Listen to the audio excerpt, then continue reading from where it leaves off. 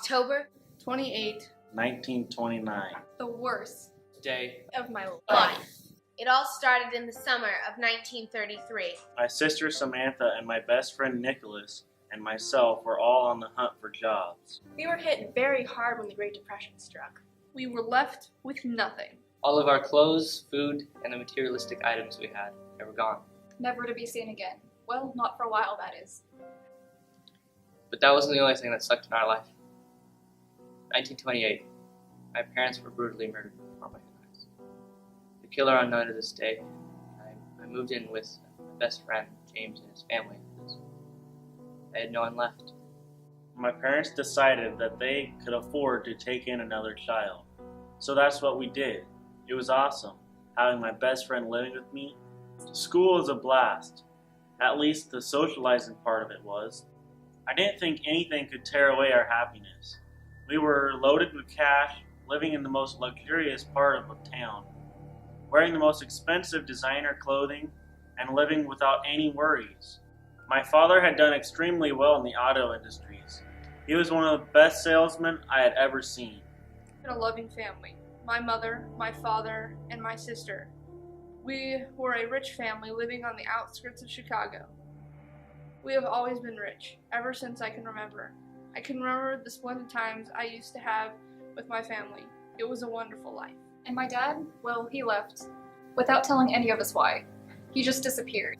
Mom cried for a week. I never believed that he could have just disappeared. It's been 13 years since my husband died. His name was Samuel, and he never did anything to deserve what happened to him. He was shot by the police. And I still cry every once in a while. It feels so lonely without him. I don't even know why they shot him. They never told me. It's very stupid. I should have known why the love of my life, the father of my children, was shot. He could sell anyone a car. And I mean anyone. Some people thought it was the work of a con artist, but I thought it was marvelous. He was like a magician in my eyes. When the stock market crashed, however, so did his business. My new mom, Clara, just stayed at home doing housework mostly. And sometimes she would go and get us milkshakes. But that all changed quickly when my father, or Edwin's new business, started to go downhill. Every day, Edwin came home more stressed. There was more yelling, and Clara got depressed. The house was just chaos. September 20th, 1930. I can remember it like it was yesterday.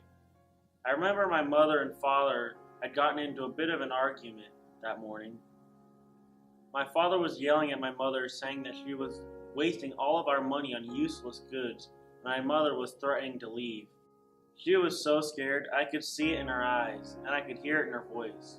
She told Dad that he was ridiculous, and that she was going to take us kids and leave. But Dad got angry and pushed her and started packing up his stuff. He left, never to be seen again, not even saying goodbye. He abandoned his family in our time of need. I was so angry at the world when the stock market crashed. Oh yes, the stock market crash. Do I have to talk about it? Yeah, okay. Well, this was the beginning of one of the worst days of my life. Not just one, but many. When Mom told me about what had happened, I was shocked. Our dad bought so many stocks when he was alive. It was insane to just have all that money earned from them just gone. Today the stock market crashed. I saw it in the newspaper and rushed to the bank to find out if I still had my money. I wept all the way home, not knowing how I would address this to my kids without them being mad at me. I don't know how my son Chris would take it, because he has this mindset that I hate him. I don't hate him, actually. I love him very much. The first week was very hard. I remember as kids would sit with Mom on the porch, just waiting for him to come home again. But he didn't. I knew that my mom thought it was her fault, and I tried to talk her out of it, but it was no use. A few weeks after Dad left, Mom, as usual, was sobbing on the front porch, saying how Dad's leaving was all her fault. James and Nick were out that day, and I didn't know what to do, so I ran. I ran to the woods, but I hit a fork in the road, and as I hit that fork, I stopped. My mother always told me when you hit the fork in the road to always turn around and come back so I didn't get lost.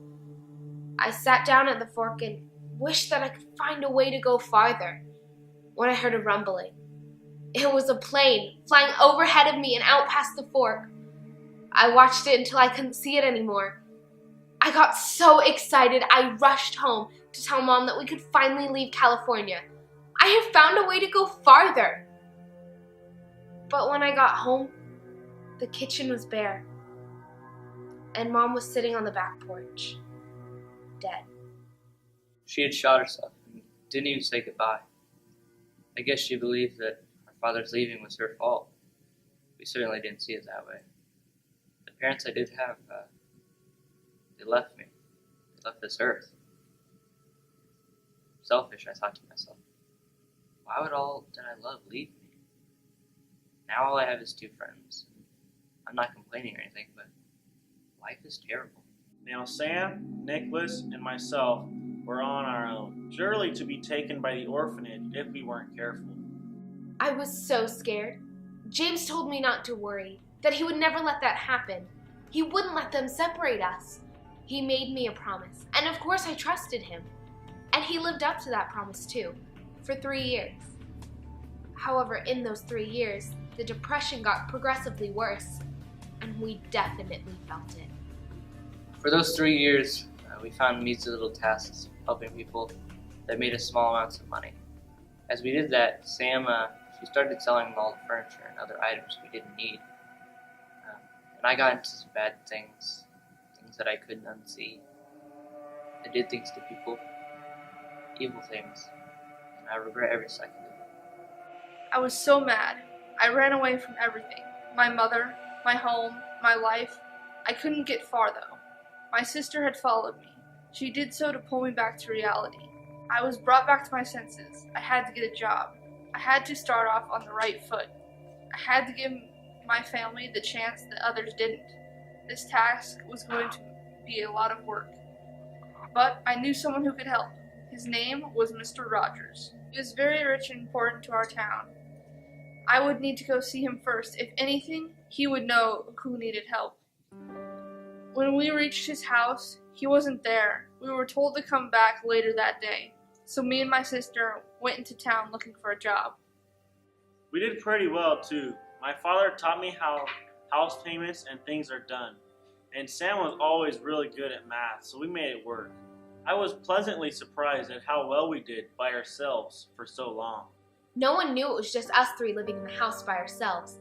We kept up appearances and no one knew the wiser. Eventually, the Great Depression hit more people, and James and Nick were out of work. We still skated by with selling the furniture and limiting our meals, but eventually, we ran out. I remember one night, James was waking me up in the middle of the night, telling me to pack a small bag with only necessary items. I didn't understand, but I did what I was told. We packed our bags, and we headed out. James explained to me that the bank had taken our house, and that we had joined the thousands of others that were under what was called foreclosure. And that if we didn't move quickly, they would take us to the orphanages, and there would be no chances of us staying together. I couldn't believe what Mom had told us. Chris was furious. I was really confused and just completely upset. Chris stormed out of the house, and I followed. We ended up going job hunting, but the guy that we found was kind of a pedophile. Let's just say Chris got pretty protective, and we went back home. Nick, being the most rebellious of the group, had an idea.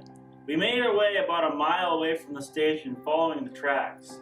We were going to join the hundreds of thousands of others and jump on the trains, or ride the rails. We waited for the train to pass, and as it slowed to go past the station, we ran and jumped aboard. Nick and I were naturals. Sam, however, was not. The first time she missed the jump, and Nick and I had to pull her into the car. We rode the rails until they came to a stopping point, and from there we hopped to the next one. The only thing important to us was to stay together and stay fed. My kids stormed out when I told them. I feared they ran away from me. I was tired of sitting around hopeless, so I got myself together and went through the house trying to find something valuable that might give us some money. Nope, not a thing. Just when I thought I was on my own, Chris and Natasha came back and I was relieved. We moved across many different cities, at least 7, and we got really good at train jumping too. how do I explain train jumping to you? It's vibration. It's sensation. The train whistles, the engine smokes up, and you run, and you jump, and you let it take you to a whole new life. The earth is alive. It moves under us. It exhales. It makes a person feel free. It was exhilarating. The ride wasn't that bad either. James heard the best work was in Chicago at the docks, so we decided to make our way there. And that's where the horrors began.